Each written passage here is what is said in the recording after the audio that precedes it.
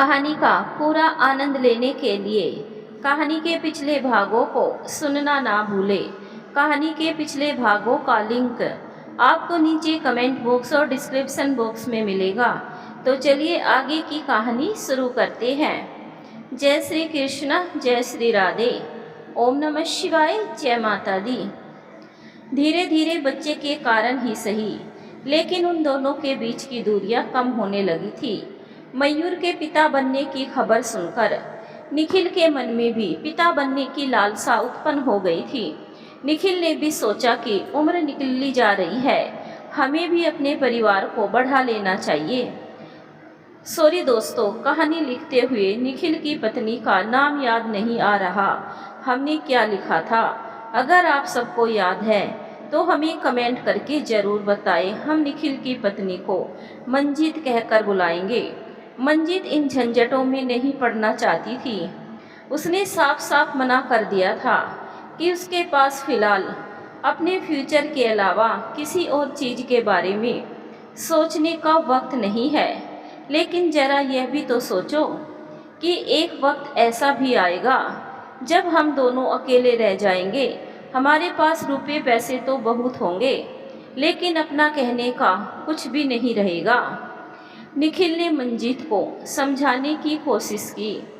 देखो निखिल, बच्चे का क्या है, वह तो हम गोद भी ले सकते हैं, लेकिन अगर पास में पैसा ना हो तो कोई भी काम नहीं देता। वैसे भी आजकल कौन से बच्चे अपने माँ बाप की सेवा करते हैं? खुद को ही देख लो, अपनी माँ की सेवा करना तो दूर रहा, तुम्हें तो याद भी नहीं होगा कि तुमने पिछली दफ़ा कब उनसे बात की थी। मंजीत की बात सुनकर निखिल खामोश हो गया। सच ही तो कह रही थी वह। जिस बच्चे के बारे में सोचकर वह भविष्य के सपने सजा रहा है, तो इस बात की क्या गारंटी है कि आने वाला बच्चा बुढ़ापे में उसे अपने साथ रखेगा। यही सब सोचते हुए निखिल को अपने बचपन के दिन याद आने लगे। मंजीत की बात सुनकर आज उसे इस बात का एहसास हो रहा था कि अपने बच्चे की उपेक्षा से उसके मम्मी पापा भी कितनी दुखी हुए होंगे। उसने सोचा सुबह होते ही सबसे पहले मैं मम्मी से बात करूंगा। वह सोच रहा था कि इस कंप्यूटर के युग में रिश्ते भी मशीनी हो गए हैं। अपनापन और प्रेम तो अब गायब ही हो गया है। किसी भी रिश्ते में अगर कुछ बचा है तो सिर्फ स्वार्थ और फॉर्मेलिटी। आज की रात उसे बहुत लंबी लग रही थी। मंजीत ने जो उसे सच का आईना दिखाया था, उसमें अपना ही अक्स देखकर वह घबरा गया था, जिसके कारण निखिल काफ़ी टेंशन में रहने लगा था। जब वह अपने बाकी दोस्तों के घर में बच्चों की रौनक देखता तो अपने घर का सूनापन उसे काट खाने को दौड़ता था। आज भी उन दोनों पति पत्नी के बीच इन्हीं सब बातों को लेकर एक जोरदार बहस हो गई थी। तुम कैसी औरत हो मंजीत, जिसे बच्चों से कोई प्यार नहीं? अरे एक औरत तो माँ बनने के बाद ही पूरी होती है। क्या तुम्हारे मन में बच्चों के प्रति लालसा नहीं जागती है? निखिल ने मंजीत से कहा, जो अभी अभी ऑफिस से लौट कर आई थी और कॉफ़ी पीते हुए फ़ोन देख रही थी। निखिल, फिर तुम्हारा वह बच्चा पुराण शुरू हो गया। मैंने तुमसे साफ साफ कह दिया है कि मैं किसी बच्चे को जन्म नहीं दूंगी। पहले तो 9-10 महीने तक बच्चे को पेट में रखो, अपना फिगर खराब करो, और उसके बाद बच्चे को जन्म देने के बाद उसकी आया बनकर अपनी ज़िंदगी बर्बाद करो। बिल्कुल नहीं, मुझे कोई शौक़ नहीं है माँ बनने का। मंजीत ने बड़ी उपेक्षा के साथ कहा, तुम माँ बनना नहीं चाहती, लेकिन मैं बाप बनना चाहता हूँ। मुझे अपने घर में बच्चों की खिलखिलाहट चाहिए। दिन भर का थका हारा जब घर को आता हूँ तो यह खाली घर मुझे काट खाने को दौड़ता है। निखिल ने गुस्से से भरकर कहा। आज वह मंजीत के साथ इस मुद्दे पर साफ साफ बात कर लेना चाहता था। देखो, मैं भी तुम्हें साफ साफ बता चुकी हूँ कि मुझे बच्चों में कोई दिलचस्पी नहीं है। अगर तुम्हें बच्चे इतने ही प्यारे हैं तो किसी बच्चे को गोद ले लेते हैं, लेकिन हाँ, शर्त यही है कि उसकी जिम्मेदारी भी तुम पर रहेगी। तुम्हारे इन बच्चों की जिद की वजह से मैं अपने करियर को बर्बाद नहीं कर सकती। मंजीत की बात सुनकर निखिल का धैर्य जवाब दे गया। हम भी तो पूरे 6 भाई हैं और मेरी माँ ने अकेले ही हम सभी को परवरिश की है। सिर्फ परवरिश ही नहीं बल्कि हमें पढ़ा लिखा कर इस लायक भी बनाया है। उसने गुस्से से बौखलाते हुए कहा, हाँ, उन्होंने 6 बच्चों की परवरिश की है और तुम लोगों को पढ़ा लिखा कर इस लायक बनाया क्योंकि वह खुद एक अनपढ़ महिला है। उनका अपना कोई सेल्फ रिस्पेक्ट ना था और ना है। शायद यही कारण है कि आज उनकी ऐसी हालत है। मंजित ने बड़ी वितृष्णा के साथ मुंह पिचकाते हुए कहा। मंजित समझ गई थी कि निखिल आज उससे लड़ने के मूड में है, इसीलिए वह चुपचाप उठकर अपने कमरे में चली गई। अर्जुन की गिनती अब जाने माने जज में होने लगी थी। जहाँ एक तरफ शोहरत और प्रतिष्ठा थी, वहीं दूसरी ओर धन की भी आवक बहुत अच्छी थी। सोफिया की मम्मी अपनी बेटी दामाद के घर में ऐशो आराम की जिंदगी जी रही थी। इसी बीच सोफिया 2 बार प्रेग्नेंट हुई, लेकिन अर्जुन से छुपाकर उसने अपना अबॉर्शन करवा लिया। अर्जुन को जब यह बात मालूम हुई तो दोनों पति पत्नी में जमकर लड़ाई हुई। अर्जुन ने गुस्से में साफ साफ कह दिया कि देखो सोफिया, बहुत हो गया, मैं अब और बर्दाश्त नहीं करूँगा।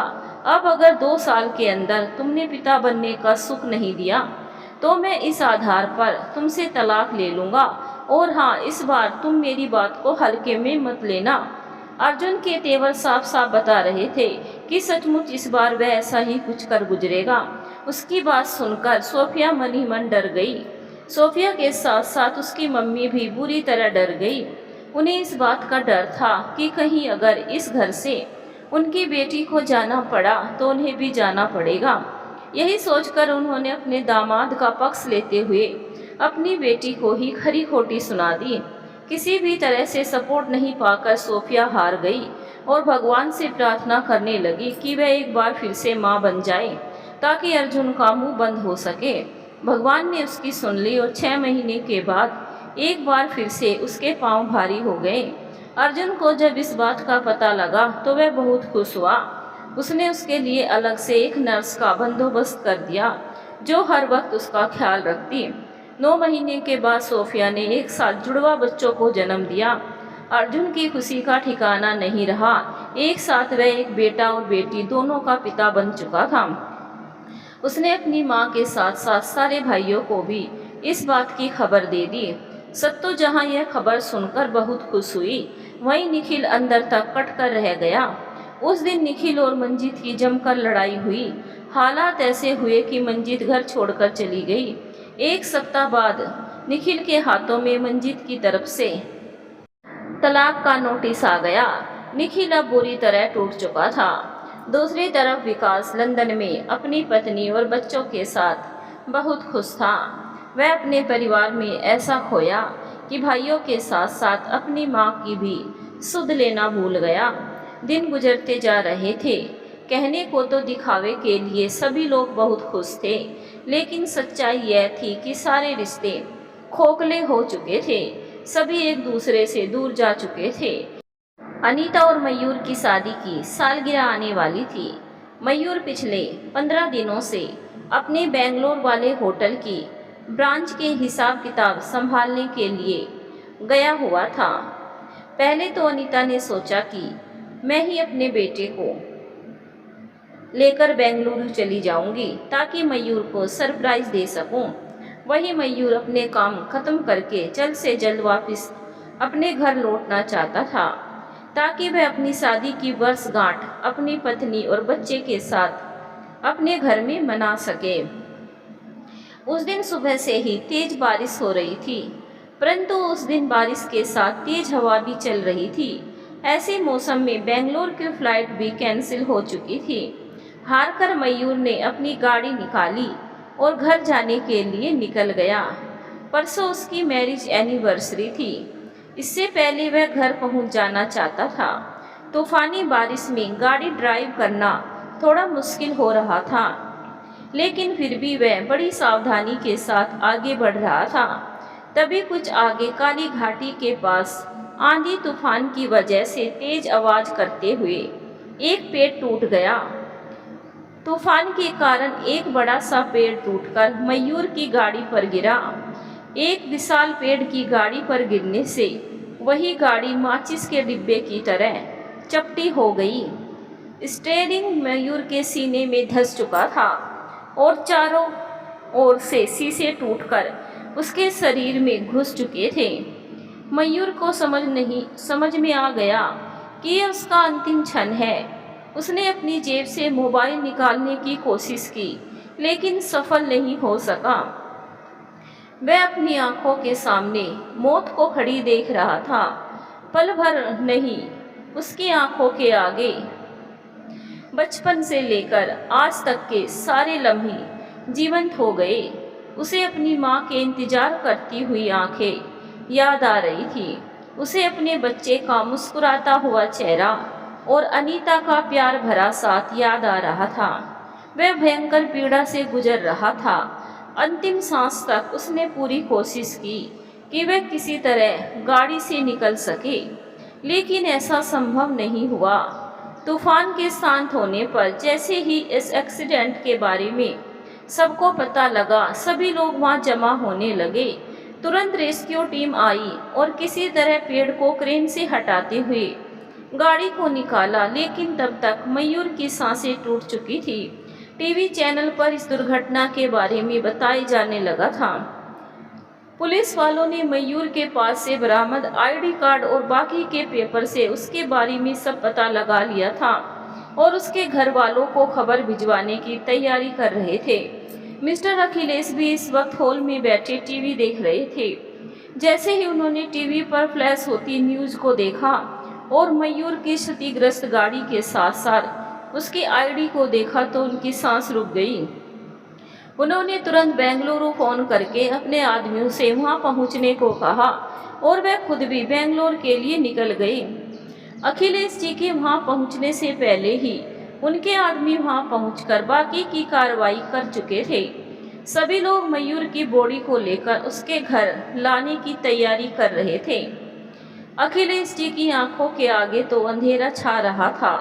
वही सोच रहे थे कि सत्तों के साथ साथ अपनी बेटी को भी क्या जवाब देंगे। इतना बड़ा सदमा वह कैसे बर्दाश्त कर पाएगी। किसी तरह उन्होंने अपने आप को संभालते हुए सारी कार्रवाई पूरी की और घर के लिए निकल गए। आज न जाने क्यों सुबह से ही सत्तों की आंख फड़फड़ा रही थी और दिल धड़क रहा था। वो मन ही मन भगवान से प्रार्थना कर रही थी कि भगवान मेरे बच्चों की रक्षा करना। उसने बारी बारी से फ़ोन करके हालचाल पूछ लिया था। यहाँ तक कि उसने अर्जुन को भी बोलकर अपने बड़े बेटे विशाल के बारे में भी हालचाल पूछ लिया था। सब कुछ ठीक होने पर भी उनके दिल को तसल्ली नहीं थी। बाहर अनीता अपनी एनिवर्सरी की सरप्राइज पार्टी की तैयारी कर रही थी। मयूर के घर आने से पहले ही वह सारा काम खत्म कर लेना चाहती थी। उसने अपने सभी दोस्तों को भी इनविटेशन दे दिया था। अपने बेटे को सत्तों के हवाले करके वह ब्यूटी पार्लर गई और वहां से अच्छी तरह तैयार होकर घर आई थी। सब कुछ तो ठीक था, फिर सत्तों को चैन नहीं था। हे ठाकुर जी, मेरे बच्चों की रक्षा करना। सब कुछ तो ठीक है, फिर मेरा मन इतना बेचैन क्यों है। चलो जरा मयूर को फ़ोन करके पूछ लेती हूँ कि वह कब तक घर पहुँचेगा। यह सोचते हुए उसने मयूर को फ़ोन लगाया। कई बार ट्राई करने पर भी उसका फ़ोन नहीं लगा। वह बार बार नॉट रीचेबल बता रहा था। उसके सारे दोस्त उसके फार्म हाउस पर पार्टी के लिए इकट्ठे हो चुके थे। होटल वालों को पार्टी की पूरी जिम्मेदारी दी गई थी, जो अब पूरी तैयारी करके अपने मेजबान का इंतजार कर रहे थे। अनीता बड़ी बेचैनी से मयूर का इंतजार कर रही थी। वहाँ फार्म हाउस में पार्टी का अरेंजमेंट कर रहे होटल के वेटर्स ने मेहमानों को ड्रिंक और स्नैक्स परोसना शुरू कर दिया था। सभी लोगों को अब मयूर के आने का और केक के काटने का इंतजार था ताकि खाना शुरू हो सके। देखते ही देखते 12 बज गए, लेकिन अभी तक मयूर नहीं आया था। अनीता पागलों की तरह उसका फ़ोन ट्राई कर रही थी। इतने सारे लोगों के बीच वह खुद को अपमानित महसूस कर रही थी। उसके कुछ फ्रेंड ने तो उसे ताने भी शुरू कर दिए थे। कमाल है यार, आज के दिन भी तेरे पति को तेरी परवाह नहीं है। उसने यह भी नहीं सोचा कि तुम उसका इंतजार कर रही होगी या इतने सारे लोग इंतजार कर रहे हैं। और नहीं तो क्या, यह तो सरासर इंसल्ट है यार। तभी किसी ने आग में घी डालने का काम करते हुए कहा। 1 बजने वाला था। धीरे धीरे सारे मेहमान लौट चुके थे। पार्टी इवेंट करवाने वाले वेटर बेचारे सहमे खड़े हुए उसका मुंह देख रहे थे। अचानक से अनीता ने केक को उठाकर जमीन पर फेंक दिया और अपनी हथेलियों में मुंह छुपाकर फूट फूट कर रोने लगी। क्रोध और नफरत की आग में जलते हुए वह तेजी से बाहर निकली और गाड़ी लेकर घर के लिए निकल गई। उसके कानों में रह रहकर उसके दोस्तों की बातें गूंज रही थी। आंखों में बार बार भर आए आंसुओं को पोंछते हुए वह तेजी से गाड़ी ड्राइव कर रही थी। उसके पैर एक्सीलेटर पर दबते ही चले जा रहे थे। उसने शहर के बाहर अपने फार्म हाउस पर ये पार्टी रखवाई थी। रात के सन्नाटे में हाईवे पर फुल स्पीड में वो बेतहाशा गाड़ी चलाती जा रही थी। तभी अचानक से उसके रोंग साइड से एक गाड़ी निकली और अनीता की गाड़ी झटका खाते हुए तेजी से पलटती चली गई। हाईवे पर वैसे ही गाड़ियां तेज रफ्तार में चलती है। पीछे से आई हुई एक बड़ी सी गाड़ी ने एक बार फिर से अनीता की गाड़ी में ठोकर मारी और उसे कुचलती हुई आगे निकल गई। अनीता को कुछ सोचने समझने का अवसर भी नहीं मिला। सर में जोरदार चोट लगने की वजह से उसका सर फट गया था और वही गाड़ी में फंसी रह गई थी। उसके आसपास से कई गाड़ियां गुजर गई। जब पेट्रोलिंग कार वहां से गुजरी तो इस एक्सीडेंट को देखकर छानबीन करने लगी। वहां घर में सत्तो बड़ी बेचैनी से उन दोनों का इंतजार कर रही थी। उसका दिल इतनी तेजी से धड़क रहा था मानो कलेजा फाड़कर बाहर निकल जाएगा।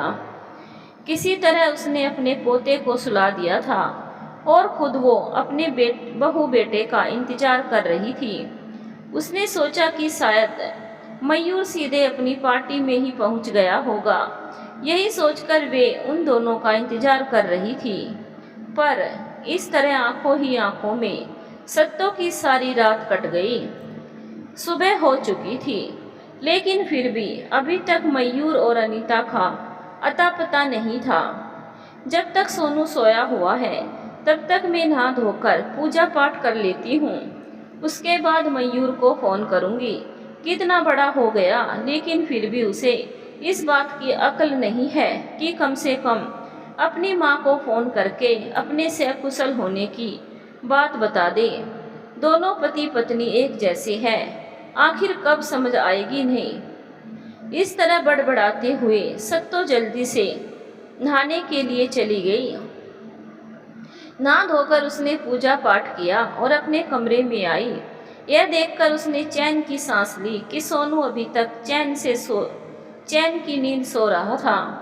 उसने बड़े प्यार से उसे जगाया और उसके लिए दूध तैयार करने लगी। तभी अचानक से बंगले का गार्ड बदहवास होकर भागता हुआ उनके कमरे में आया और हाथ जोड़कर खड़ा हो गया। क्या बात है माधव, तू इतना घबराया हुआ क्यों है? सत्तो ने उसे आश्चर्य से देखते हुए पूछा। माधव अभी भी खामोश था। तभी सत्तो को बाहर गाड़ियों के रुकने की आवाज़ आई। लो आ गए लाट साहब, सब आने दो, आज मैं सबकी खबर लेती हूँ। दोनों में से किसी को भी इस बात की समझ नहीं है कि घर पर जरा फ़ोन करके अपनी माँ को ये बता दे कि आज मैं रात में लौट कर नहीं आऊँगी। लेकिन नहीं, मैं मरूँ या जिंदा रहूँ, किसी को क्या फ़र्क पड़ता है। सत्तो बड़बड़ाने लगी। तभी उसकी नज़र माधव पर गई जो सर झुकाए हुए आंसू बहा रहा था। अरे माधव, तुम क्यों रो रहे हो? मैंने तुम्हें क्या कहा? मैं तो मयूर और बहू के बारे में कह रही थी। तुम्हें मालूम नहीं, सारी रात मैं उन दोनों की चिंता में बेचैनी से करवटें बदल रही हूँ। सत्तो ने माधव को देखकर मुस्कुराते हुए कहा और बच्चे को गोद में लेकर बाहर निकल गई। जैसे ही वह अपने कमरे से बाहर निकली तो उसने अखिलेश जी को अंदर आते हुए देखा। अरे भाई साहब, आप अचानक से, आपने तो अपने आने की खबर भी नहीं दी। ओ, समझ में आया, लगता है कल आप बच्चों की एनिवर्सरी की पार्टी में आए होंगे। वे दोनों कहाँ हैं? मैं तो उन दोनों को मुबारकबाद भी नहीं दे सकी। मयूर का फ़ोन भी लगातार बंद आ रहा है। सच कहूँ तो पिछले 2 दिनों से घबराहट के मारे मेरी जान निकली जा रही है। सत्तो ने लगभग एक साथ अपनी सारी बातें कह दी। सत्तो की बात सुनकर उन्होंने कुछ नहीं कहा।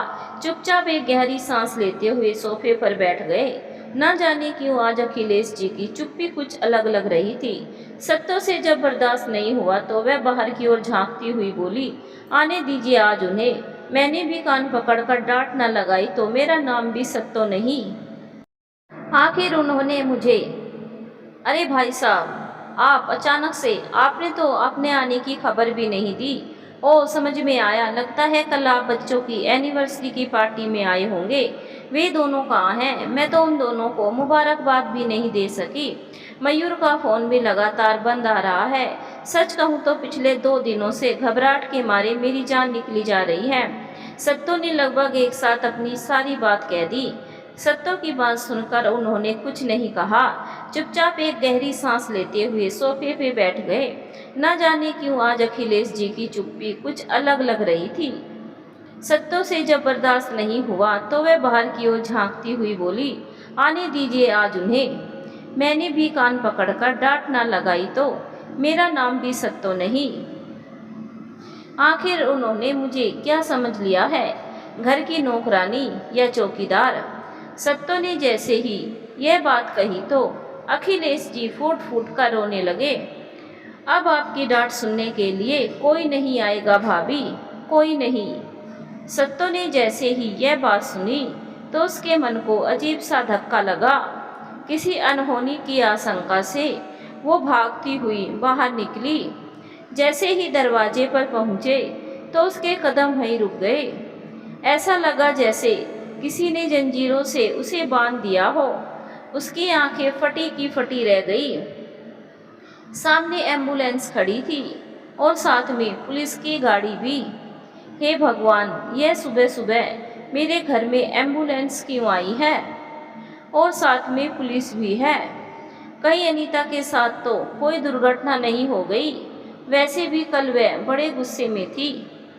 यही सोचते हुए वह पागलों की तरह बाहर निकली। तब तक एम्बुलेंस से कुछ लोगों ने एक स्ट्रेचर में सफ़ेद कपड़े से ढके हुए एक शरीर को बाहर निकाल कर रख दिया। सत्तो का कलेजा साए साए करने लगा। दिमाग सुन्न हो गया, हाथ पैर शिथिल पड़ गए और वह वही चक्कर खाकर नीचे गिर गई। वह तो भला हो कि सोनू को दुलारी ने पकड़ लिया था। सत्तो को इस तरह बेहोश होता देखकर घर के सारे नौकर के साथ साथ अखिलेश जी भी दौड़ते हुए उसके पास आए और उसे होश में लाने की कोशिश करने लगे। जैसे ही सत्तो को होश आया, वह उठी और पागलों की तरह भागती हुई उस बॉडी के पास चली गई। वह आंखें फाड़ फाड़ कर इधर उधर देख रही थी। मैं पूछती हूँ, मेरे घर पर सुबह सुबह आप लोग क्या किसे लेकर आ गए? कौन है ये और मेरे घर पर क्यों लेकर आई है? उसने गुस्से से लगभग चिल्लाते हुए कहा। अखिलेश जी तब तक उसके पास आकर खड़े हो गए थे और उसके कंधों पर हाथ रखते हुए उसे संभालने की कोशिश कर रहे थे। उनकी आंखें अनीता को तलाश रही थी, जो अब तक कहीं दिखाई नहीं दे रही थी। लगता है वह अभी तक घर लौटकर नहीं आई है, उन्होंने मन ही मन में कहा। फिर सत्तो को संभालने में लग गए। अपने आप को संभालिए भाभी जी, बहुत बड़ी अनहोनी हो चुकी है। हमारी तो दुनिया ही उजड़ गई। भगवान ने यह दिन दिखाने से पहले हमें क्यों नहीं उठा लिया? अखिलेश जी ने दुख के मारे अपने होठों को चबाते हुए अपने आंसुओं को रोकने की कोशिश करते हुए कहा, यह आप लोग कैसी बहकी बहकी बातें कर रहे हैं? मुझे साफ साफ बताते क्यों नहीं कि आखिर हुआ क्या है? कौन है यह? इस बार सत्तो ने गला फाड़कर चिल्लाते हुए कहा, हमारा मयूर अब इस दुनिया में नहीं रहा भाभी, वह हमें छोड़कर जा चुका है। अखिलेश जी के इतना कहते ही कि मानो सत्तो पर पागलपन का दौरा पड़ गया। वह तड़ातड़ उनके चेहरे पर थप्पड़ बरसाने लगी। खबरदार खबरदार, जो अगर आपने अपने मुंह से ऐसी मनहूस बात निकाली, मेरा मयूर तो बेंगलुरु गया था और अब वह अनीता के साथ लेकर अभी आता ही होगा। अपने सीने पर हाथ रखते हुए कहा। उसका मन किसी भी अनहोनी को मानने के लिए तैयार नहीं था। मिस्टर अखिलेश बिल्कुल सही कह रही है, यह रही उनकी चीजें। इतना कहकर पुलिस वाले आगे बढ़े और मयूर का मोबाइल, घड़ी और कुछ चीज लाकर सत्तो के सामने रख दिया। उन्हें देखते ही सत्तो के पैरों में मानो जान ही नहीं रही। वह लड़खड़ाते हुए वहीं बैठ गई। वह आंखें फाड़ फाड़ कर सामने रखी हुई बॉडी को देख रही थी, लेकिन उसके इतनी हिम्मत नहीं हो रही थी कि वह आगे बढ़कर उसके मुंह से कपड़ा हटाकर चेहरा देख सके। उसने अपनी आंखें बंद की और कांपते हुए हाथ आगे बढ़ाया ताकि उस बॉडी के ऊपर से कपड़ा हटाकर उसका मुंह देख सके। इससे पहले कि सत्तो उसके चेहरे से कपड़ा हटा पाए, उसने घबराकर अपने हाथ वापस खींच लिए। नहीं नहीं, यह मेरा मयूर नहीं हो सकता है। मैं किसी दूसरे का चेहरा क्यों देखूं? वे दोनों तो अपनी एनिवर्सरी की पार्टी मनाकर अभी आते ही होंगे। कल रात में ज़्यादा देर हो गई होगी ना, इसीलिए वे लोग देर तक सो रहे होंगे। जैसे ही उठेंगे तो तुरंत भागे भागे आएंगे। आखिर यहाँ लल्ला भी तो है, अकेला अकेला है ना। इतना कहते हुए वह एक झटके के साथ उठ खड़ी हुई। घर के सारे नौकर से लेकर साथ आए लोगों के, यहाँ तक कि पुलिस वालों की आंखों में भी आंसू आ गए।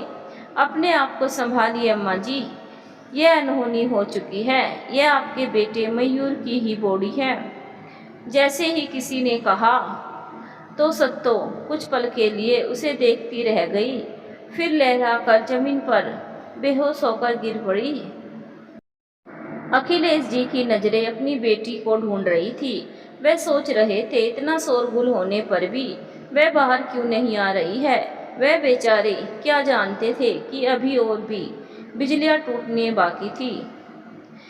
अखिलेश जी अभी भी अपनी बेटी का इंतजार कर रहे थे। उन्हें भी यही लग रहा था कि शायद उनकी बेटी अब तक फार्म हाउस पर ही होगी। उन्हें क्या मालूम था कि अभी उनके दिल में पर और बिजलियां टूटनी बाकी हैं। वह सत्तो को संभालने में लगे हुए थे। तभी एक और पुलिस की गाड़ी सायरन बजाते हुए उनके गेट के अंदर आई।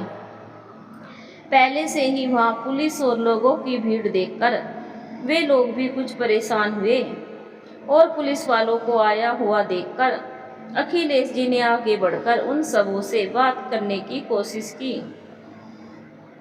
उन पुलिस वालों की बात सुनकर अखिलेश जी, जो अब तक अपने आप को बड़ी मजबूती से संभाले हुए थे, अचानक से लड़खड़ाते हुए जमीन पर गिर गए। सत्तो के बंगले पर लोगों की भीड़ लगने लगी थी। सारे नामी गिरामी लोग और जानने वाले उनके यहाँ पहुँच चुके थे।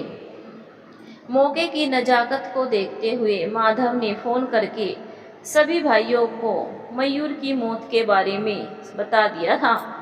तब अभी तक तो उन्हें अनीता के बारे में कुछ पता ही नहीं था कि उसके साथ क्या हुआ है। अखिलेश जी को बेहोश देखकर किसी ने डॉक्टर को कॉल कर दिया।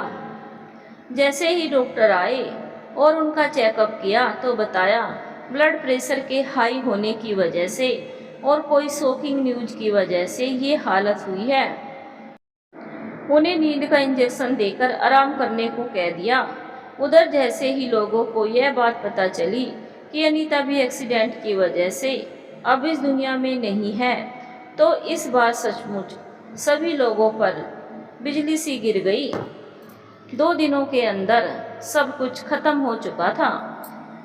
सत्तो को भी जब यह बात मालूम हुई तो वह भी सर पटक कर रोते रोते बेहोश हो गई।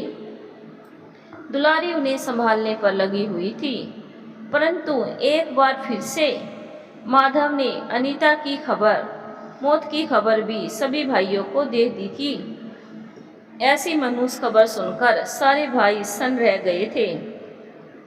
जो जिस हाल में था उसी हाल में घर के लिए निकल पड़े। अर्जुन और गौतम के साथ साथ निखिल भी किसी तरह फ्लाइट की टिकट अरेंज करवा कर अपने घर पहुंच चुके थे। विकास और विशाल का तुरंत आना पॉसिबल नहीं था, फिर भी वे लोग किसी तरह आने की कोशिश कर रहे थे। अखिलेश जी को जैसे ही होश आता है तो मयूर और अनीता के बारे में सोचते ही फिर से उन्हें बेहोशी आ जाती। किसी तरह से उन्हें संभाला गया। पोस्टमार्टम के बाद अनीता की बॉडी भी घर वालों के हवाले कर दी गई। दोनों पति पत्नी का एक साथ अंतिम संस्कार होता हुआ देखकर पूरे शहर में कोई भी ऐसा व्यक्ति नहीं था जिसकी आंखों में आंसू ना आए हो। वैसे भी मयूर का व्यवहार ऐसा था कि सभी लोग उसे बहुत पसंद करते थे। सत्तों के ऊपर तो मानो वज्रपात हो गया। उसने तो ऐसे दिन की भी कल्पना भी नहीं की थी। वह कभी हंसती तो कभी रोती, कभी अचानक से अपने कमरे में जाकर अपने पति जयराम से बातें करने लगती। सभी लोगों को इस बात का डर लग रहा था कि कहीं उन्हें भी उन दोनों की तरह कुछ ना हो जाए। चाहे किसी को चाहे जितना भी दुख पहुँचे, कुछ भी हो जाए, लेकिन किसी के लिए कुछ भी रुकता नहीं है। मयूर और अनीता की अंत्येष्टि हो चुकी थी। 3-4 दिनों के बाद विकास और विशाल अपनी पत्नी के साथ इंडिया पहुंच चुका था। देखते ही देखते 13वीं की रस्म भी खत्म हो गई। कोई भला कितने दिनों तक रुक सकता था। इसीलिए धीरे धीरे सभी को अपने जाने का प्लान बनाने लगे। अब सबसे बड़ी समस्या यह थी कि उस नन्हे से बच्चे सोनू का क्या होगा। सत्तों की अब ऐसी अवस्था नहीं थी कि वह बच्चे को अकेले संभाल सकती। साथ ही अखिलेश जी की हालत भी ऐसी नहीं थी कि वह इस जवाबदेही को ले सके। ऐसे में मंजीत आके बढ़ी और बड़ी हिम्मत करके उसने सोनू को गोद लेने की बात की। उसकी बात सुनकर थोड़ी देर के लिए सभी लोग खामोश हो गए। आप लोग क्या सोच रहे हैं? मैं वादा करती हूँ कि सोनू की मैं जी जान से परवरिश करूँगी। उसे कभी किसी चीज़ की तकलीफ नहीं होने दूंगी, लेकिन मैं इसे कानूनी तौर पर गोद लेना चाहती हूँ ताकि बाद में कोई परेशानी ना हो। मंजीत ने सन्नाटे को तोड़ते हुए कहा, यह सब तो ठीक है, लेकिन तुम जॉब करते हुए इस बच्चे की देखभाल कैसे कर सकती हो?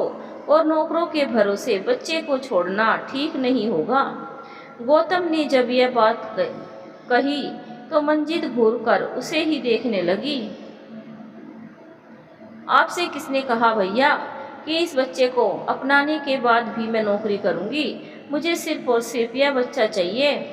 आज मुझे यह बात समझ में आ चुकी है कि बच्चों की किलकारी के बिना सारी खुशियाँ अधूरी है। माँ बनना जिंदगी का सबसे बड़ा सुख होता है। मैं नौकरी से रिजाइन कर दूंगी। मंजीत का आत्मविश्वास देखकर निखिल को भी बहुत खुशी हुई। अखिलेश जी और सत्तो भी सारी बातें सुन रहे थे। उन दोनों को भी यह प्रस्ताव अच्छा लगा था। इससे पहले कि कोई कुछ कहता, सोफिया ने मुंह बनाते हुए कहा, ये बच्चे को गोद लेने का तो सिर्फ बहाना है। असल में तो निखिल और मंजीत की नज़र मयूर की प्रॉपर्टी पर है। बच्चे को गोद लेने के बाद आखिर सारी प्रॉपर्टी इन्हें जो मिल जाएगी। उन दोनों की बात सुनकर निखिल और मंजीत तड़प उठे। शर्म आनी चाहिए आप सबको ऐसी बातें करते हुए। और अगर आप लोगों के मन में ऐसी बात है तो यहाँ इस वक्त सभी लोग मौजूद हैं। मैं रिक्वेस्ट करती हूँ कि वकील को बुलाकर अभी एक ऐसा बिल बनाया जाए जिसमें सारी प्रॉपर्टी इस बच्चे के नाम कर दी जाए, जो इस बच्चे के बालिग नहीं बल्कि इसकी शादी के बाद इसे यह सारी प्रॉपर्टी मिले। निखिल और मंजीत की बात सुनकर सोफिया ने एक टेढ़ी मुस्कान के साथ उसे देखा और बोली, बात तो फिर भी वही है ना कि आखिर सारी प्रॉपर्टी आएगी तो तुम्हारे हिस्से ही। भाभी आप शायद इस बात को भूल रही हैं कि अगर मैं इस बच्चे को गोद नहीं भी लेती हूँ तो भी इस सारी प्रॉपर्टी का मालिक वही रहेगा। और सबसे बड़ी बात, मेरा कोई बच्चा तो है नहीं जिसके लिए मुझे सोचना पड़े। इस बार मंजीत की बात सुनकर सभी लोग खामोश हो गए। अखिलेश जी और सत्तो को भी उनकी बात सही लगी। अगले दिन वकील को बुलाकर अखिलेश जी ने अपनी प्रॉपर्टी के साथ साथ मयूर के हिस्से की भी सारी प्रॉपर्टी का वारिस सोनू को बनाया। साथ में यह शर्त रखवा दिया कि यह सारी प्रॉपर्टी उसे उस वक्त मिलेगी जब वह 25 साल का हो जाएगा। इसके साथ ही निखिल और मंजीत केयर टेकर के रूप में सारी देखभाल करेंगे। मंजीत तो नन्हे सोनू को गले से लगाकर बहुत खुश थी। उसे ऐसा लग रहा था मानो उसे सारे जमाने की खुशियाँ मिल गई हो। उसे कलेजे से लगाते ही उसके दिल को ठंडक पहुँच गई थी और बिना माँ बने ही मातृत्व का एहसास जाग गया था। वही दूसरी ओर सोफिया का मुंह बन गया था। धीरे धीरे सभी लोग लौट गए। खास तौर से सोनू के जाने के बाद तो सत्तो को पूरी दुनिया ही अंधेरी नजर आने लगी थी। एक बार उसके मन में आया कि वह भी अपने बेटे, बहू और पोते के साथ चली जाए, लेकिन अब तक वह अपने दूसरे बेटे के घर में इतना अपमान सह चुकी थी कि इस बार उसकी हिम्मत नहीं हुई। अखिलेश जी उसके मन की बात समझ रहे थे। भाभी, अब हमें अपने सीने पर पत्थर रखकर अपनी मौत का इंतजार करना होगा, वह भी बिल्कुल अकेले। उनकी बात सुनकर सत्तो रो पड़ी। अखिलेश जी ने एक गहरी सांस लेते हुए भीगी हुई आवाज में कहा। उनके शब्द ही उनकी तकलीफ बता रहे थे। सत्तो बेचारी क्या कहती, वह तो जीते जी मर चुकी थी। पहले पति का साथ छूटा, फिर बच्चों ने अपने असली रंग दिखाए। अब तो उनके जीने का आखिरी सहारा उनका छोटा बेटा मयूर भी इस दुनिया से जा चुका था। इतना होने पर भी कम से कम उन्हें इस बात की तसल्ली थी कि मयूर और अनीता की संतान सोनू सुरक्षित हाथों में था। सत्तो ने मंजीत की आंखों में माँ की ममता देख ली थी, इसीलिए उसे अब उसकी कोई चिंता नहीं थी।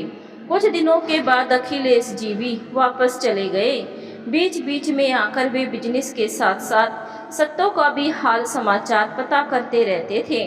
घर के सभी पुराने नौकरों घर की देखभाल के साथ साथ सत्तो की भी जिम्मेदारी दे दी गई थी। इतने बड़े घर में सत्तो पागलों की तरह घूमा करती। दिन भर वह पूजा पाठ और मंदिरों में बिताया करती, लेकिन रात को तो घर पर आना ही होता था। जैसे ही वह बिस्तर पर जाती, उसे अपने बेटे बहू की याद आने लगती और उसकी आंखों से आंसू बह निकलते। वह इस बात को कैसे भूल सकती थी कि उसके 6 बेटों में से सिर्फ एक मयूर ही ऐसा था जिसने अपनी माँ के लिए अपनी शादीशुदा जिंदगी को भी दांव पर लगा दिया था। मन का दुख तन पर भी भारी पड़ा। सत्तो धीरे धीरे बीमार रहने लगी।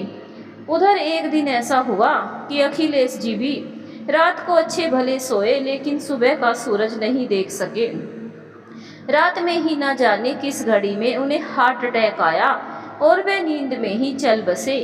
सत्तो को जब इस बात की खबर लगी तो उसने अपने बेटे को इस बात की खबर दी। सभी तो नहीं, लेकिन अर्जुन, गौतम और निखिल तीनों अखिलेश जी की मृत्यु की खबर सुनकर आ चुके थे। निखिल ने सोनू के साथ अखिलेश जी के अंतिम क्रिया की सारी रस्में निभाई। नन्हे से सोनू के हाथों अखिलेश जी की चिता पर लकड़ी डलवाई गई और निखिल ने उसका हाथ पकड़कर ही उन्हें मुख्य अग्नि भी दिलवाई। सत्तो सोच रही थी चाहे जो भी हो, लेकिन अखिलेश जी भाग्यशाली थे जिन्हें अपने नाती के हाथों मुख्य अग्नि नसीब हुई, वरना उसके पति तो पोते पोतियों का मुंह देखने के लिए ही तरस कर रह गए और अब पता नहीं उसे भी अपने पोते पोतियों के हाथों लकड़ी नसीब होगी या नहीं। अखिलेश जी की 13वीं संपन्न होने के बाद उनके वकील ने उनकी वसीयत सबको पढ़ाकर सुना दिया, जिसमें उनकी तमाम संपत्ति का वारिस उनके नवासे सोनू को बनाया गया था। वसीयत के मुताबिक अब समय समय पर ट्रस्ट के द्वारा ही सारी प्रॉपर्टी की देखभाल होनी थी। धीरे धीरे सारे मेहमान जा चुके थे। न जाने क्यों इस बार उसके सभी बेटे खामोश थे। वे अपनी माँ की तकलीफ समझते थे, लेकिन अपनी अपनी पत्नियों के स्वभाव को जानते हुए अपने घर में महाभारत नहीं खड़ी करना चाहते थे। बड़ी हिम्मत करके इस बार निखिल और मंजीत ने सत्तों से आग्रह किया, मम्मी अब तो मंजीत ने भी नौकरी छोड़ दी है, वह घर पर रहकर ही सोनू की देखभाल करती है। ऐसे में आप हमारे साथ चलिए, आपका मन भी लगा रहेगा और सोनू को भी दादी का प्यार मिलता रहेगा। निखिल के इस तरह कहने से पल भर के लिए सत्तों का मन भी डोल गया कि वह एकाकीपन की सजा काटने की बजाय क्यों ना बच्चों के साथ अपना अंतिम समय गुजार ले। लेकिन फिर अगले ही पल जैसे ही उन्हें गुजरा हुआ वक्त याद आया तो उन्होंने निखिल के साथ जाने से साफ मना कर दिया। माफ करना बेटे, मैं नहीं चाहती हूँ कि मेरी वजह से मेरे किसी बच्चे की जिंदगी में कोई परेशानी खड़ी हो। तुम्हारे पापा के जीते जी तो मैं अपने गांव नहीं जा सकी, लेकिन अब मैं अपने गांव जाना चाहती हूँ। वहाँ जाकर तेरे पिता और तेरी दादी की अंतिम इच्छा पूरी करना चाहती हूँ। अपनी माँ की बात सुनकर सभी हैरान हो गए।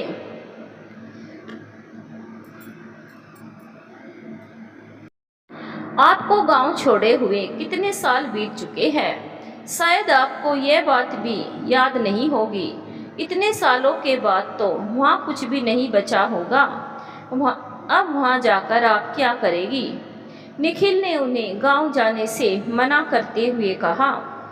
अर्जुन और गौतम ने भी अपनी सहमति जताई। इतने सालों में न जाने हमारे पुराने घर का क्या हुआ होगा, वहाँ की जमीन जायदाद का क्या हुआ होगा। आप वहाँ जाकर यह सब कैसे संभाल पाएगी? अपने बेटों की बात सुनकर सत्तों के होठों पर एक फीकी सी मुस्कान आ गई। घबराओ मत, गांव में तुम्हारे ताऊ जी का परिवार है, उनके रहते कोई भी हमारी जमीन नहीं हड़प सकता। जो भी होगा उन्हीं के पास होगा।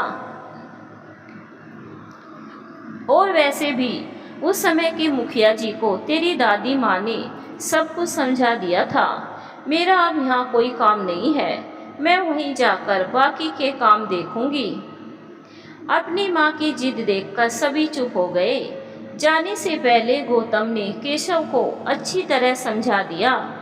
देखो केशव, माँ जब भी गांव जाना चाहे तो तुम उसके साथ जाओगे और वहाँ रहकर उनकी देखभाल करने के साथ साथ वहाँ की हर एक पल की हमें रिपोर्ट दोगे। केशव ने हामिद सर हिला दिया। देखते ही देखते एक बार फिर से पूरा घर खाली हो चुका था। सभी लोग वापस लौट चुके थे। सत्तों के साथ रह गया था तो सिर्फ अतीत की यादें और एक गहरा सन्नाटा। सबके जाने के बाद वह काफ़ी देर तक फूट फूट कर रोती रही। फिर वह धीरे धीरे अपना जरूरी सामान समेटने लगी ताकि वह गांव जा सके। जब पल भर भी यहाँ रुकने की इच्छा नहीं थी उसकी। एक बार फिर से सत्तों का अतीत उसके सामने किसी चलचित्र की तरह चल रहा था। उसे ऐसा महसूस हो रहा था जैसे उसकी सास उसके सामने खड़े होकर गुजरे हुए वक्त का हिसाब मांग रही हो। सत्तों ने मन ही मन में एक निश्चय लिया और गांव जाकर वहाँ के कार्यों की लिस्ट तैयार करने लगी। 2-4 दिनों के बाद उसने केशव से गांव जाने के लिए टिकट लाने को कहा। अम्मा जी, घर में इतनी गाड़ियां हैं तो फिर आपको ट्रेन से जाने की क्या ज़रूरत है? भैया जी ने तो कहा है कि आपकी सुविधा का ध्यान रखे, इसीलिए आप गाड़ी से ही चलिए। नहीं केशव, इतने सालों में गांव की क्या हालत है ये मुझे भी नहीं पता। अब मुझे इस धन संपत्ति का कोई मोह नहीं रह गया है। मैं जैसे गांव से आई थी वैसे ही वापस जाना चाहती हूँ। सत्तू ने गहरी सांस लेते हुए कहा और अपने कपड़े और कुछ जरूरी सामान समेटने लगी। अपनी मालकिन की इच्छा अनुसार केशव ने टिकट करवा लिया था और देखते ही देखते उनके जाने का दिन भी आ गया। घर के सारे नौकर रो रहे थे। दुलारी तो उनसे लिपट लिपट कर ऐसे रो रही थी मानो किसी बेटी की विदाई हो रही हो। तुम लोग इस तरह रो क्यों रहे हो? देखो, मेरे जाने के बाद इस घर की जिम्मेदारी तुम लोगों पर है। इस घर में मेरे सभी बच्चों के साथ साथ मेरे पति की भी यादें जुड़ी है। आज से यहाँ की जिम्मेदारी मैं तुम लोगों को सौंपती हूँ। इतना कहकर सत्तो ने अपना सामान लिया और अपने पति के साथ साथ मयूर और अनीता की तस्वीर भी अपने सीने से लगाकर घर से निकल गई। स्टेशन पर उतरने के बाद वहां से केशव ने भाड़े की गाड़ी कर ली और गांव के लिए निकल पड़ा। सत्तो ने गांव का नाम और पता बता दिया था। गाड़ी गांव की तरफ बढ़ती जा रही थी। सत्तो बाहर का दृश्य देखते हुए सोच रही थी कितने वर्षों में यहाँ भी सब कुछ बदल चुका है। कच्चे मकान की जगह पक्के मकानों ने ले ली थी। सड़कें भी अब कच्ची नहीं रही। गांव में अब बिजली भी आ चुकी थी। सत्तो को खुद समझ में नहीं आ रहा था कि उसका घर कहाँ पर था।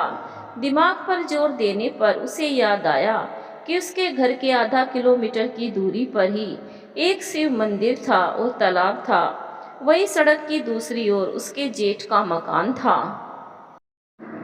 इसी सहारे उसने जगह की पहचान की। जब अपने घर की दहलीज पर खड़ी हुई तो सत्तो की आंखों में आंसू आ गए। कच्ची चार दीवारी गिर चुकी थी।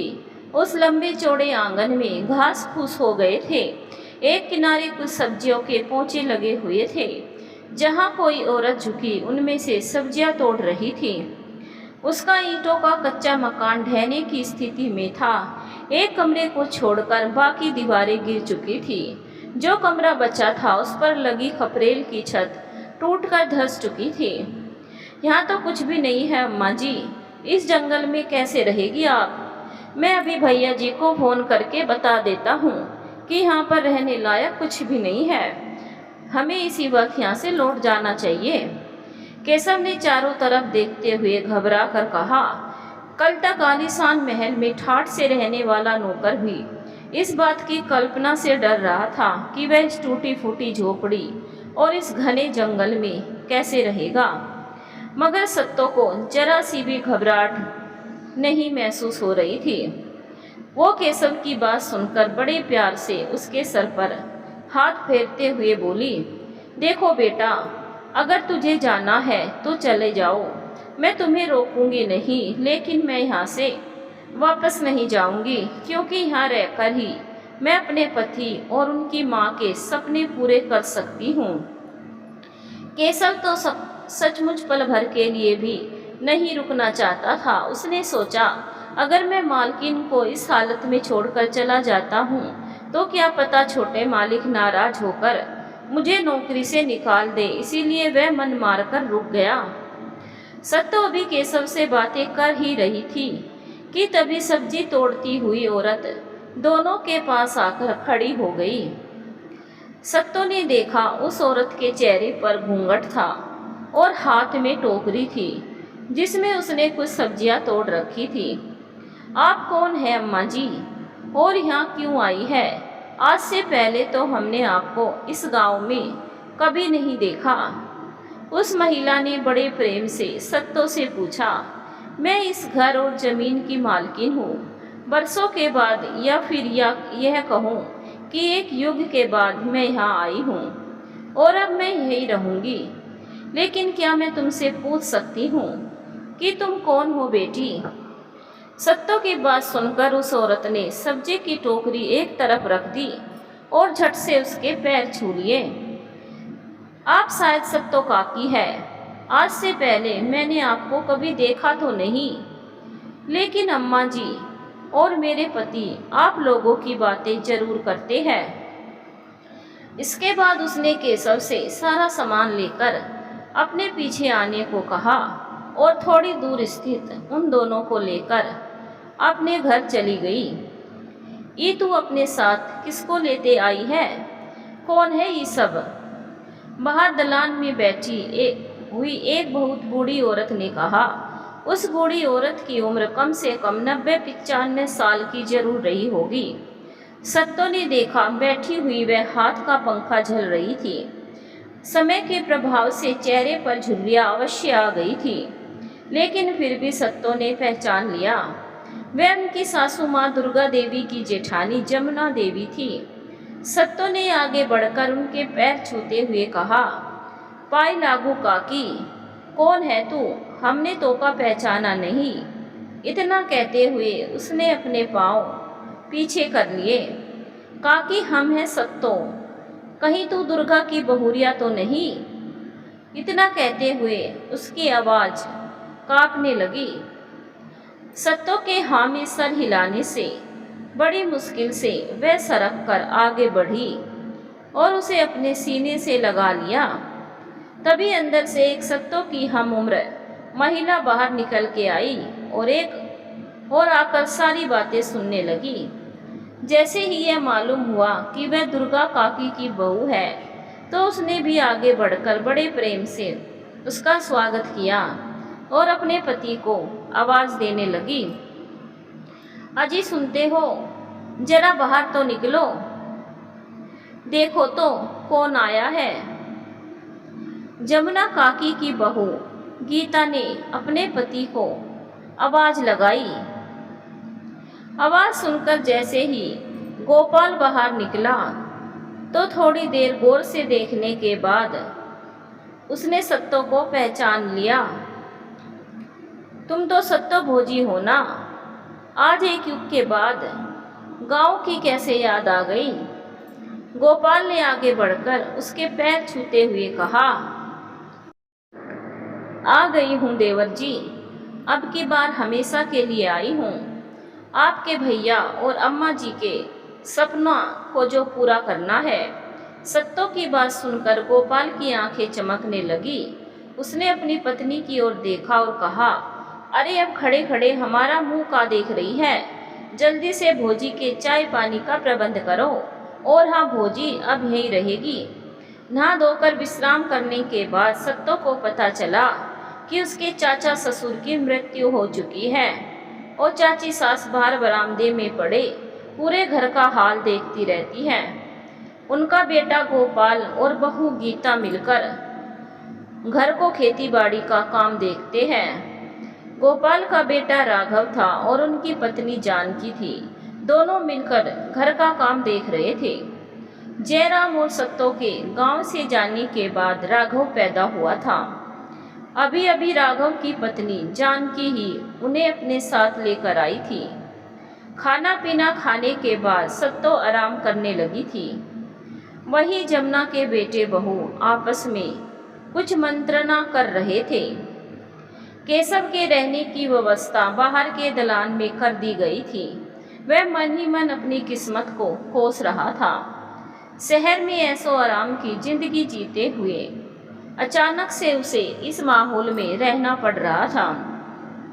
मगर वो क्या करता? अपने छोटे मालिक के हुक्म के मुताबिक वह सत्तो को अकेला नहीं छोड़ सकता था। थकी हारी सत्तो को लेटते ही नींद आ गई थी। काफ़ी देर के बाद जब उसकी नींद खुली तो उसने देखा केशव को रह रहकर उस विशाल बंगले की विलासिता और आराम का जीवन याद आ रहा था। सत्तो काफ़ी देर तक सोई रही। नींद खुलने के बाद भी उसका उठने का मन नहीं कर रहा था। तभी जानकी चाय और साथ में कुछ मठरी लेकर उसके पास आ गई। उठ गई हो काकी? लो मैं आपके लिए गर्मा गर्म चाय लाई। इतना कहते हुए जानकी ने चाय और मठरी की प्लेट उसके पास रख दिया। थोड़ी देर के बाद गोपाल और गीता भी अपनी माँ जमुना देवी के साथ वहाँ आ गई और उससे बातें करने लगी। सत्तो की पूरी कहानी जानकर सभी लोग दुखी हो गए। चाहे जो भी हो जाए बहुरिया, तुम्हें वहाँ इस तरह सारा राजपाट छोड़कर यहाँ नहीं आना चाहिए था। बड़ी मेहनत से तूने और दुर्गा देवी ने शहर में इतना सब कुछ जोड़ा है। वहाँ पर कम से कम तुम्हारे बच्चे तो आते रहेंगे। यहाँ गांव में उतनी दूर से तुम्हारे पास कौन आएगा भला? जमुना देवी को सत्तो का निर्णय पसंद नहीं आया था। बच्चे बड़े हो गए हैं काकी, सभी समझदार हो गए हैं। उन सब की पत्नियां भी बहुत समझदार हैं। और फिर वहाँ का हिसाब किताब तो आपके बेटे जयराम जी ने अपने जीते जी ही कर दिया था। अब मैं यहाँ अम्मा जी की अंतिम इच्छा पूरी करने के लिए आई हूँ। इतना कहते हुए उसने ठंडी सांस ली। अरे अम्मा, तुम भी क्या बातें लेकर बैठ गई? इतने सालों के बाद ये यहाँ आई है तो तुम्हें क्या परेशानी हो रही है? हम लोग हैं ना यहाँ पर उनकी देखभाल के लिए। अपनी माँ की बात सुनकर गोपाल ने उसे झिड़कते हुए कहा। अपने बेटे की बात सुनकर जमुना देवी जहाँ उदास हो गई थी, उन्हें देखकर ऐसा लग रहा था मानो वह कुछ कहना चाह रही थी।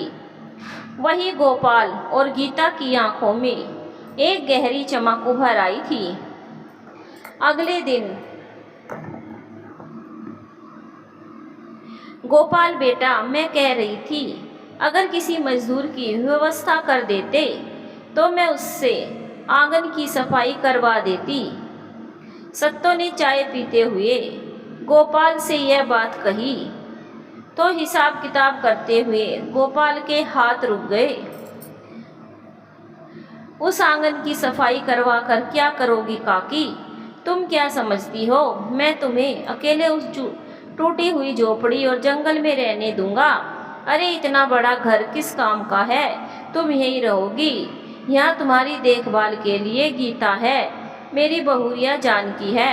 कोई ज़रूरत नहीं है वहाँ अकेले रहने की। गोपाल ने पूरे अधिकार के साथ जोर देते हुए कहा तो सत्तो कुछ बोल नहीं पाई, परंतु उसका दिल इस बात के लिए तैयार नहीं था। बेशक वह सालों से इस गांव में नहीं थी, लेकिन गुजरा हुआ वक्त उसे अच्छी तरह याद था। उसे याद था कि इन लोगों ने उनकी सासू माँ के साथ उनके पूर्वजों को भी कितना परेशान किया है। फिर भी वह सीधे सीधे इन लोगों से बैर मोल नहीं लेना चाहती थी। इसीलिए फिलहाल उसने कुछ दिनों तक खामोश रहना ही बेहतर समझा। केशव से भी कोई काम नहीं कह सकती थी, क्योंकि इस पूरे इलाके के लिए वह बिल्कुल अनजान था। इसी बीच अचानक से केशव की पत्नी की तबीयत खराब हो गई और उसे वापस शहर जाना पड़ा। केशव शहर जा चुका था, लेकिन उसका दोबारा गांव आने का कोई इरादा नहीं था। उसने जानबूझकर अपनी पत्नी की बीमारी का बहाना बनाकर गांव से पीछा छुड़ाया था। उसे यह बात मालूम थी कि उसकी मालकिन के बाकी बेटे वैसे तो उनकी खोज खबर रखते नहीं, तो भला उसके बारे में पूछने कौन आएगा। सत्तो को गांव आए काफ़ी दिन हो गए थे। अब वह धीरे धीरे घर से बाहर निकलने लगी थी। उसने गांव वालों से उस वक्त के मुखिया जी के बारे में पता करने की कोशिश की। गांव वाले से उसे पता चला कि मुखिया जी के देहांत के बाद उनके बेटे ने ही मुखिया का पद संभाला था। फिलहाल मुखिया जी का पोता वकील बन चुका था। यह सारी बातें पता करने के बाद सत्तो को बहुत तसल्ली हुई। अब वह किसी भी दिन इतने नाम से मुखिया जी के घर जाकर बेटे और पोते से मिल सकती थी। इधर काफ़ी दिनों से सत्तो महसूस कर रही थी कि अब उसकी चाची सास जमुना देवी पहले की तरह उसके पास नहीं बैठती थी। अगर वह किसी तरह उसके पास आ भी जाती थी तो गोपाल और उसकी पत्नी गीता तुरंत उनकी तबीयत का हवाला देते हुए उनके कमरे में अंदर भेज देते थे। सत्तो को कुछ अटपटा तो लगता था, लेकिन वह कारण नहीं समझ पा रही थी। इसीलिए वह चाह रही थी कि वह अपने टूटे हुए घर की मरम्मत कराकर उसमें रहने चली जाए। गोपाल और गीता बड़े प्यार के साथ उसके साथ पेश आते थे। सत्तो को यह देखकर बड़ा अजीब लगता था कि उसके साथ तो दोनों बहुत प्यार सम्मान के साथ पेश आते थे, लेकिन अपनी माँ के साथ उनका व्यवहार बहुत रूखा था। एक दिन सत्तो किसी को बताए बगैर पुराने मुखिया जी के घर चली गई। बेशक मुखिया जी मर चुके थे, लेकिन उनका बेटा और शंकर, जिसे सत्तो की सास दुर्गा देवी ने घर की जिम्मेदारी देते हुए चाबी सौंपी थी, उनके बेटे और अभी मौजूद थे और उन्हें यह सारी बातें मालूम थी। पहले तो उन्होंने उसे पहचाना नहीं, लेकिन सारी बातें जानने के बाद वे लोग बहुत खुश हुए। अच्छा हुआ आप आ गई भाभी, बाबूजी ने मुझे सब कुछ बता रखा है। मैंने आपकी ज़मीन के कागजात की फोटोकॉपी अच्छी तरह संभाल कर रखी है। शंकर काका अब नहीं रहे, लेकिन उनका बेटा आपके सारे काम करवा देगा। मुखिया जी के बेटे विष्णु की बात सुनकर सत्तो बहुत खुश हुई। विष्णु भैया, मैंने सुना है कि आपका बेटा वकील बन गया है, इसीलिए मेरा काम तो और भी आसान हो गया है। सत्तो ने खुश होकर कहा, उसके लिए आपको चिंता करने की ज़रूरत नहीं है भाभी। बेशक सालों से आप लोग यहाँ नहीं आए, लेकिन आज भी गांव के पुराने लोग आप सबों का बहुत नाम लेते हैं और सम्मान करते हैं। आप जैसा कहेंगे हम लोग वैसा करने के लिए तैयार हैं। विष्णु की बात सुनकर सत्तो उठ खड़ी हुई और बोली, मुझे अब यकीन हो गया कि मेरे पति और मेरी सासू माँ की अंतिम इच्छा जरूर पूरी होगी।